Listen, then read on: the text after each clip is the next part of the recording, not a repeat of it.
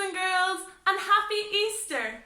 I hope you're all having a great day so far and you've lots of exciting plans for later on. I would love to know what your plans are for this Easter, so after the video, I would love if you would go with your parents and click the link in the description box below and tell me all about your Easter plans and maybe some of your ideas about Easter Sunday as well. For now though, I'd love you to shout out, what do you think is the most important thing about Easter Sunday? Let's hear it. Easter eggs? Did I hear Easter eggs? Are Easter eggs the most important thing about Easter Sunday?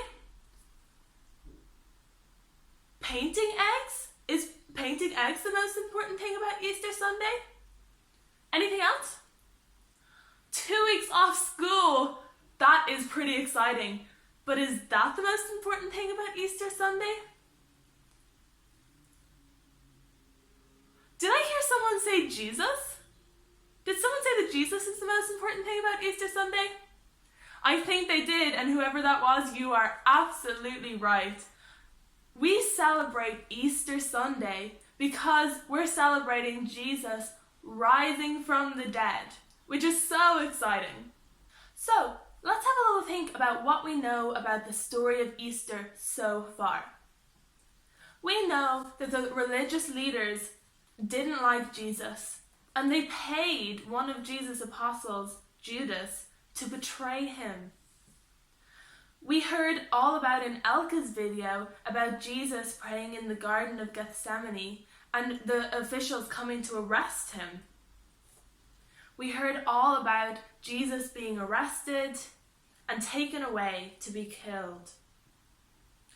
In Gavin's video, we heard all about Pilate setting Barabbas free instead of Jesus, and Jesus taking Barabbas' place on the cross, as well as taking all of our places on the cross.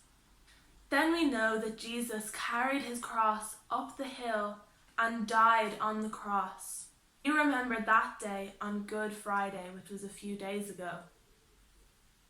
When he died, a kind man named Joseph came and took his body and put him in his own tomb. So Joseph buried Jesus in his tomb.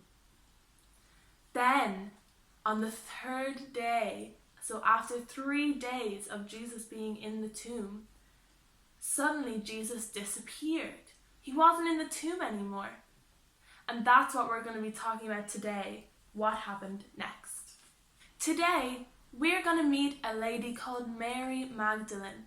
Not Mary, the mother of Jesus, a different lady called Mary who was a follower of Jesus. We read in the Bible that Mary was crying outside of Joseph's tomb 3 days after Jesus' death. Now, Mary sees some pretty incredible things in front of Joseph's tomb.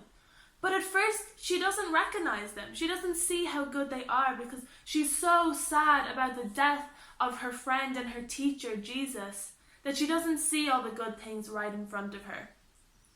Take a look at this short video, boys and girls.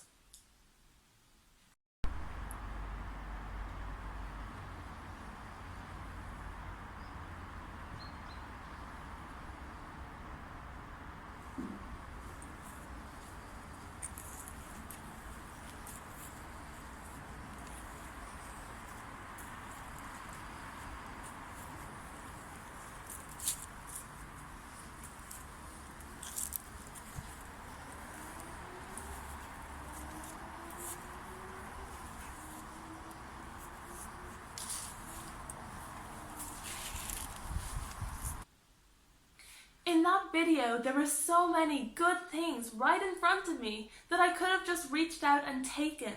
I was offered this lovely Easter egg. There was my favorite teddy, Christmas, and these lovely Easter daffodils. But boys and girls, I didn't take any of those things because I couldn't see them, because I was wearing this blindfold. Now, I think that Mary was a little bit like that in front of the tomb of Joseph. I think that she was so upset and sad about all the bad things that had happened. It was as if she was wearing this blindfold and she couldn't see the good things that were right there in front of her. Let's have a read, boys and girls, of Mary's story in the Bible to see what really happened. This is in John chapter 20, verses 11 to 16. Mary was standing outside the tomb crying, and as she wept, she stooped and looked in. She saw two white-robed angels, one sitting at the head and the other at the foot of the place where the body of Jesus had been lying. "Dear woman, why are you crying?" the angels asked her. "Because they have taken away my Lord," she replied, "and I don't know where they have put him." She turned to leave and saw someone standing there. It was Jesus, but she didn't recognize him. "Dear woman, why are you crying?" Jesus asked her. "Who are you looking for?" She thought he was the gardener. "Sir," she said, "if you have taken him away, tell me where you have put him, and I will go and get him." "Mary," Jesus said. She turned to him and cried out, "Rabboni," which is Hebrew for teacher. So outside Joseph's tomb, Mary Magdalene saw angels, and she saw Jesus himself, all of these amazing things right in front of her.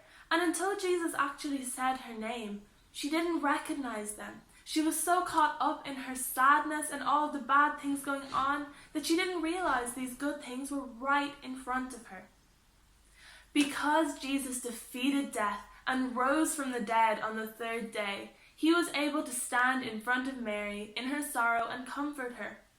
The amazing thing, boys and girls, is that he can do that for us too. Jesus is always right there whenever we need him to comfort us when things aren't going so well. The thing is that sometimes we have this blindfold on and we're so focused on everything going wrong that we don't realize this good thing. Jesus is right there to comfort us and to be there for us. So sometimes all we need to do is take off that blindfold and realize the good thing that's right there for us to reach out and take. Sometimes, boys and girls, you might see somebody else who has this blindfold on, who isn't seeing Jesus right there for them because they're so caught up in everything that's going wrong. And we need to be there for them and help them take off that blindfold and realize. And sometimes we need somebody else to help us to realize the good things that are right there in front of us and to help us take off our blindfold, like in this video.